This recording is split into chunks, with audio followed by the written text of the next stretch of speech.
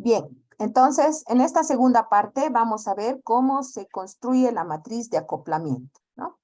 Bien, esta matriz de acoplamiento dice que se construye dependiendo de la cantidad de elementos que se tenga en el sistema, ¿no? En el dibujo, en la estructura del sistema. Entonces, ¿cómo?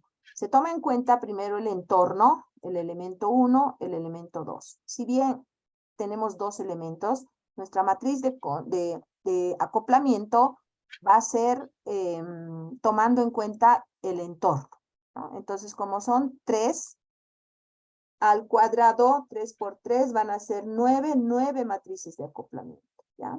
Si fueran 4 elementos, entonces sería 16 matrices de acoplamiento, ¿no? Dependiendo de la cantidad de elementos. Ahora, ¿cómo se construye esto? En primer lugar, se construye del entorno al entorno. Siempre va a haber una matriz del entorno al entorno, ¿ya? Luego, del entorno al elemento 1, del entorno al elemento 2, porque acá tenemos solamente 2, ¿no ve? Ya. Entonces, esta fila es el entorno, esta fila es el entorno. Esta es el elemento 1, el elemento 2, de las columnas de la misma forma. Entorno, elemento 1 y elemento 2. ¿Ya? De esa manera se toma en cuenta esto. Bien, ¿qué significa esto? Dice, del entorno al entorno. ¿Tenemos alguna flechita de aquí, del entorno al entorno? No hay, ¿no? Entonces, si nosotros vemos la siguiente matriz, del entorno al elemento 1, está, del entorno al 1, estamos hablando del entorno al 1, ¿no ve? Eso. Ahora, aquí nos está diciendo que del entorno al 1, ¿no? Dice, ¿cuál? Tenemos el elemento, aquí fíjense, ¿cuál sería? Del entorno al elemento 1, ¿no ve? Aquí está esta línea. Si hablamos del entorno al elemento 2, ¿sí? Del entorno al elemento 2, no hay. Entonces aquí no hay, por eso todo 0, ¿no? Si hablamos del elemento 1 al entorno, del elemento 1, ¿habrá alguna flecha que salga, que salga aquí afuera? No hay, ¿no? Directo. Entonces tampoco hay, ¿no? No hay. Del entorno, del elemento 1 al elemento 1, fíjense aquí, ¿no? Del elemento 1 al elemento 1. Ya. Esta flechita es enumerada como 1, este es como 2 y este es como 3. Entonces, del 1 al 1 estamos hablando del 3 al 3. Entonces, aquí está. Y la 3, ¿no? Aquí está. Si hablamos del 2, a ver, fíjense, del 1 al 2. Del 1 al 2, de este 1 al 2. Del 1 al 2. Acá tenemos, ¿cuánto? Del 1 al 2. Vamos a tener también aquí que hay una conexión y aquí hay otra conexión, ¿no? Entonces, si se fijan, cada una de estas matrices nos va a indicar la relación que existe entre este y este, ¿no? Entre este y este, entre el elemento 2 hacia afuera también, ¿no? Por ejemplo, del 2, fíjense, del 2 al entorno, aquí está. Del 2 al entorno. ¿Hay una salida? Sí, ¿no? Aquí está, ¿no? Bien, entonces de esa manera se construye la matriz de acoplamiento. Vamos a seguir con el resto. A ver, vemos aquí. Bien, entonces como nosotros tenemos todas las matrices aquí, las 9 matrices, van a formar parte de W, ¿no ve? Y fruto de eso vamos a tener la matriz de incidencia. ¿Qué quiere decir eso? Si en esta matriz existe puros ceros, entonces mi resultado va a ser 0. Si en esta matriz existe algún 1, aquí está, hay 1, entonces mi matriz de incidencia va a ser 1. Si en esta matriz fíjense aquí, 0, 0, 0. ¿No? Ah, no, 0, 0, 1. Entonces, va a ser 0, 0, 1. En el centro, dice 1, 1, 1. A ver, veremos si eso es. Aquí está, 1, 1, 1, ¿no? En esta matriz hay un 1, hay un 1, hay un 1, entonces 1. Aquí hay 0, 1, 1.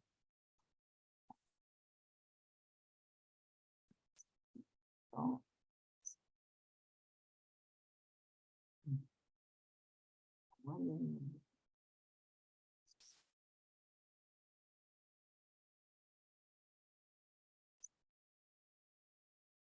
Y tienen 0, 1, 1, entonces va a ser, ¿dónde estamos? Aquí está.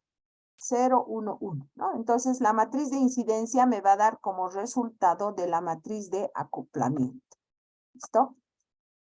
Bien, el comportamiento de un sistema es la relación que existe entre los estímulos. ¿Qué es lo que queremos entender entonces con ese dibujo? ¿Qué relación hay entre un estímulo con el otro? ¿No ve? Que recibe y salen respuestas. Esta definición no considera las reacciones ni los actos de un sistema, simplemente nos está indicando la relación que existe entre los estímulos, nada más. Entonces, las reacciones pueden ser vistas como casos particulares, dependiendo de cómo funcione el sistema, ¿no? Lo importante es que desde ese punto de vista y dejando de lado por el momento a los sistemas autónomos, ¿no? Que son aquellos sistemas que son capaces de actuar sin la necesidad de estímulos, ¿no? Hemos visto que los autónomos son los sistemas cerrados, por ejemplo, el reloj, ¿no ves? Un sistema autónomo. Y puede decirse que el comportamiento de un sistema se puede describir como. Entonces, este comportamiento tiene mucha relación con una función, ¿no? La función, porque hemos hablado de estímulos, entonces, que serían las variables independientes. Y como dependiendo de cuántos estímulos se tenga o cuántas variables independientes, el estímulo va a reaccionar, ¿no? Y como hemos dicho que tiene relación con una función, si nos fijamos acá, estas son las variables o los estímulos, las variables independientes, y este llegaría a ser la variable dependiente, ¿no? Cuando nosotros hablamos de una tesis, tenemos varias variables y nosotros lo que vamos a demostrar es este resultado en base a estas variables. Eso es un sistema que también está definido como tesis, ¿no? Bien, ¿qué más? A ver, esta función, la función que estamos viendo acá, no impone ninguna restricción al tipo de función f. Tampoco hay a x ni a e. No hay ningún tipo de restricción. Simplemente se calcula dependiendo de esto, ¿ya? Y a su vez, estas variables pueden ser escalares, pueden ser vectores, pueden ser variables, valores continuos o discretos, depende. Todo tipo de estímulos puede haber, ¿no? ¿Qué más? Si nosotros hablamos del intervalo de tiempo que debe pasar para identificar la respuesta, porque esto no puede ser eterno, dependiendo de la cantidad de datos que se tenga, va a haber un intervalo de tiempo en el cual el sistema va a darnos una respuesta, ¿no? Y dependiendo de la cantidad de variables, va a variar también ese tiempo de respuesta, ¿no? Este intervalo de tiempo que requiere un sistema para entregar la respuesta a un estímulo dado, a ese se le llama tiempo de respuesta, ¿no? ¿Qué más? Tenemos el concepto de intervalos discretos de tiempo. Se considera un sistema en que los estímulos, respuestas y estados del sistema tienen significación a intervalos discretos. Entonces, podemos tener la siguiente ecuación, ¿no? Que hemos visto dependiendo. El que está aquí arriba, es una función en el presente. Una vez que se introducen o se trabaja con los estímulos, vamos a tener una respuesta. Y de acuerdo a esa respuesta van a haber otros estímulos. Entonces, esta función ya no va a tener este estado, va a estar en un estado siguiente. Por eso es que se pone acá +1, ¿no? Quiere decir que está en un, si antes teníamos con unos primeros estímulos un resultado, ahora vamos a tener otro resultado con el resultado de esto más los siguientes estímulos, ¿no? Eso es lo que nos está explicando esta función. Entonces, en este caso hablaremos de respuesta instantánea, es decir, aquí, en el sentido de la obtención de un instante que depende de un estímulo, ¿no? Sin embargo, el estado siguiente, o sea, es este estado siguiente, por eso +1, depende del estado, del resultado y además del nuevo estímulo, ¿no? Eso nos quiere decir. Bien, si hablamos de la representación gráfica del comportamiento de un sistema, podemos representarlo de dos formas. Puede ser su comportamiento, ya no estamos hablando de su estructura. Hace un momento hemos hablado de la estructura. Ahora vamos a hablar del comportamiento. Se puede usar tablas o se puede usar grafos con el comportamiento, ¿no? Si hablamos de tablas, ¿no? ¿Cómo se debe realizar estas tablas? Fíjense, acá está el estado, aquí está el estímulo, aquí está la respuesta y acá está el estado siguiente. Hemos dicho que su comportamiento va a ser hoy y mañana, hoy y más tarde, ahorita y más un rato, ¿no ve? Entonces, supongamos que un sistema que solo puede recibir 2 estímulos, ¿ya? Este ejemplo, en este sistema solo recibe 2 estímulos. Y tiene 3 estados, es decir, tiene el estado elemento A, elemento B y elemento C, y cuyas respuestas pueden ser solamente C, 1 y 2. Ya. Acá tenemos el estado de A, B, C. Hemos dicho que tenemos 3 posibles estados, ¿no va? Dice, para el estado A, dice, ¿no? Su estímulo es 0 y su respuesta es 2, y su estado siguiente había sido B. Así se ha definido, ¿no? También para el mismo estado, en caso de que su estímulo sea 1, ¿no? Para 0 es esto. Para 1, su respuesta va a ser 0 y su estado siguiente va a ser A. Y así sucesivamente, ¿no? Entonces, una vez que tenemos esta tabla, nosotros podemos escribir la misma tabla con un grafo o al revés. Si tengo el grafo, puedo escribir con una tabla, ¿no? Dependiendo del tipo de sistema que yo esté manejando, ¿no? Y dependiendo del tipo de la estructura del sistema. Entonces, ¿cómo funcionan los grafos? Estos grafos, en primer lugar, contienen arcos y nodos, ¿no? Para representar cada uno de los elementos que forman parte del sistema. Entonces, ¿qué relación hay? Fíjense, cada nodo representa un estado posible de A, B y C. O sea, aquí teníamos el estado. Estaba en un estado A, en un estado B y en un estado C, ¿no? Este estado era al principio, digamos. Entonces, con este estado ya ha pasado al siguiente, y ha pasado al siguiente, ¿no? Si hablamos de un grafo, fíjense, acá está el estado A, el estado B y el estado C. A ver, ¿dónde está mi lápiz? Aquí está. El estado A, el estado B y el estado C. Lo mismo que la tabla. Ahora, ¿cómo dibujamos? Ok, el estado A, fíjense, tiene 2 estímulos, 0 y 1, ¿no ve? Su estímulo 0 y la respuesta 2. Cuando el estímulo es 0, su respuesta es 2 y va al B. Entonces, del A tendría que dibujar una flecha al B, ¿no ve? Entonces, del A al B, aquí está, ¿no? Ya he dibujado. Ahora dice entrada 0, salida 2. Aquí está, entrada 0, salida 2. La voy a representar con un backslash, ¿ya? Para diferenciar entrada y salida. Del A dice, va al A. Ahí va, del A al A. Entonces, estímulo 1 y respuesta 0. Estímulo 1 y respuesta 0. Ahora del B va al C. Del B va al C. Y dice entrada 0, salida 0.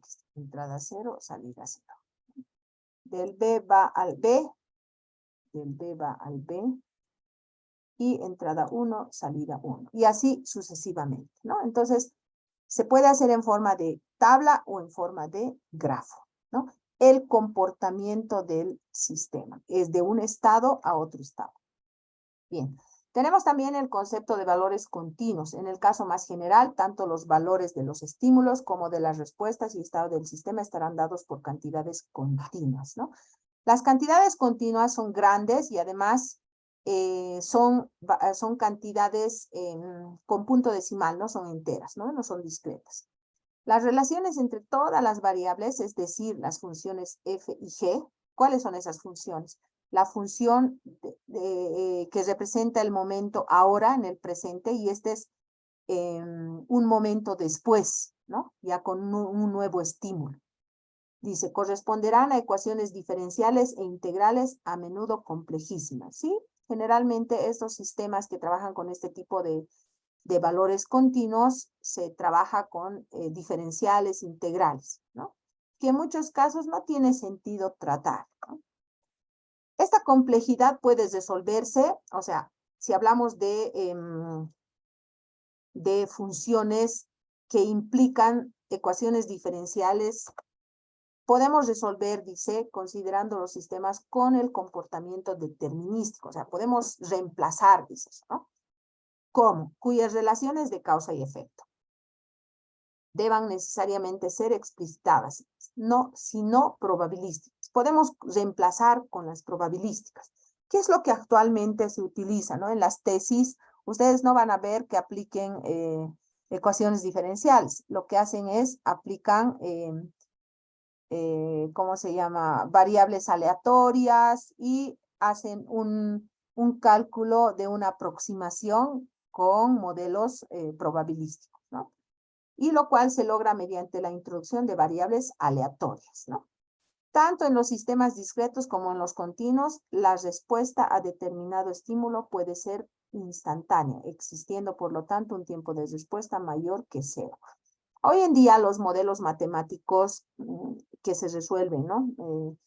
Nos dan pronósticos y nos dan respuestas, si bien no son las exactas que podríamos lograr con las ecuaciones con integrales y demás, o ecuaciones diferenciales y demás, sino con variables aleatorias, pero nos van a dar con una probabilidad grande, ¿no? Dependiendo de cómo esté construido nuestro modelo, puede ser, se exige que sea con un error del 0.5%. Entonces, con un 95%, bueno, al final son aproximaciones que también son válidas, ¿no? En los sistemas continuos es conveniente introducir las siguientes definiciones. Para terminar, vamos a tener estas definiciones que también son parte de los sistemas, ¿no? Por ejemplo, equilibrio oscilatorio, ¿no? Que es un conjunto o secuencia de estados tales que para una señal de entrada constante se obtiene una salida periódica. Hay dos tipos de señales, fíjense, constante y esta me va a dar una salida periódica. A esa se le llama equilibrio oscilatorio.